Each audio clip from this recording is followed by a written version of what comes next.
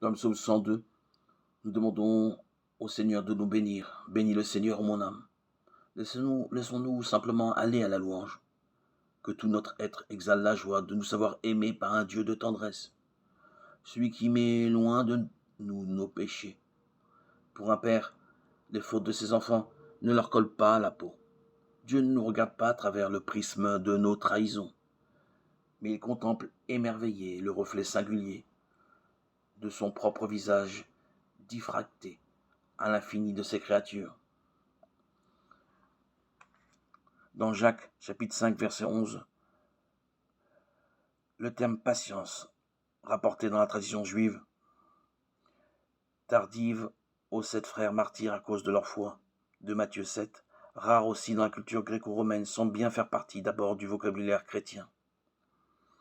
Et s'il se colore de la même notion d'endurance sous les difficultés et les souffrances du quotidien, il est en fait compris comme l'imitation par les croyants de l'attitude même de Dieu.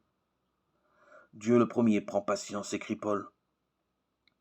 Juger l'autre serait mépriser le trésor de patience, qui est celui de Dieu, en face du pécheur endurci. Romains 2,4. Une patience qui est longue attente du cœur. Dieu, dit l'auteur de la 2e lettre de Pierre, retarde la fin du monde et patiente afin que tous aient le temps de se convertir. 2 Pierre 3,15.